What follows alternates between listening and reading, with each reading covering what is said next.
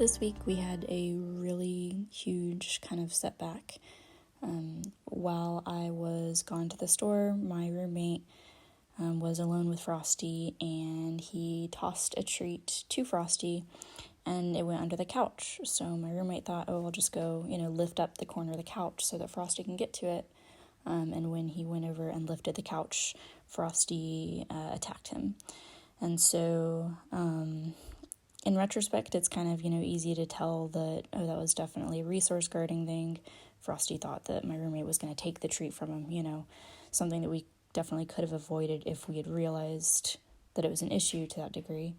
But since we haven't had any real issues with resource guarding with him yet, and we, definitely didn't realize that specific situation would trigger it, it was definitely a shock to us and to my roommate, since Frosty's had a really good relationship with him. So that was really tough, because now, of course, my roommate is not comfortable being around him. And so we've had to change things up a lot. And it's also just been a really big reminder that, we can't treat him like a normal dog, that no matter how much it seems like he's a really good dog at home around the people that he knows, he's still not, he's still dangerous.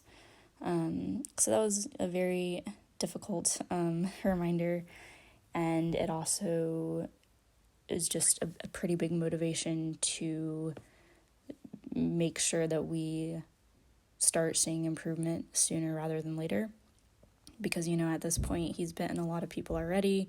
Thankfully, my roommate wasn't hurt at all. He was able to get away in time. But if he had been, a half a second slower, he could have gotten really badly injured.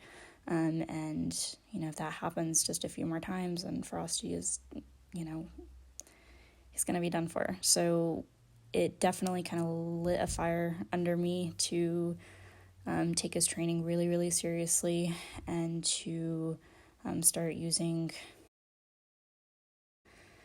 stronger methods, just because we can't take any chances for his own safety.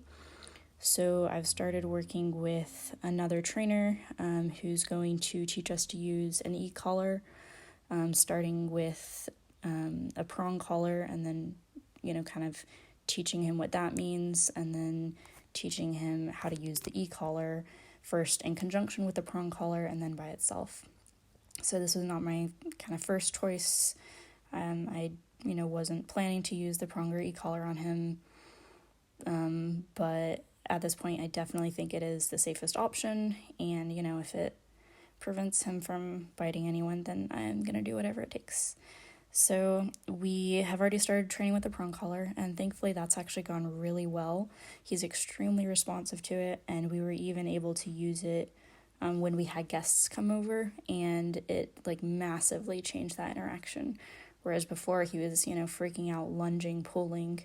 With the prong collar, he doesn't. He sits there, and he's obviously very uncomfortable, and he may bark a little bit or show his teeth a little bit, but he, learned very quickly to sit still. And so I'm hoping that the e-collar will give us a similar level of control off leash as well, which would be huge for a lot of things, including recall, and any situations where he may get out if my roommate is at home alone.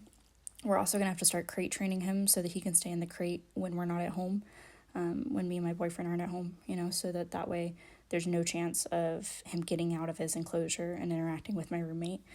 And he has had issues in the past with being territorially aggressive over his crate. So the e-collar is also going to give us some level of control for that, so that, if he starts becoming aggressive with us while he's in his crate, we have a way to give him a correction. So yeah, that's what we're starting. The prong collar training has been going really well. And then we wanted to, spend several weeks and gradually work up to the e-collar, but given kind of the severity of what happened and trying to make sure that it doesn't happen again, we are going to start e-collar training next week. So I'm kind of equally anxious and excited to see how that goes. But yeah, that's kind of where things are at. It's been really tough, but also I am trying to be positive and hopeful that the level of control that we've been able to see with the prong collar, if we can also see that with the e-collar, hopefully that would be a huge game changer. So yeah, we're just gonna have to see how it goes.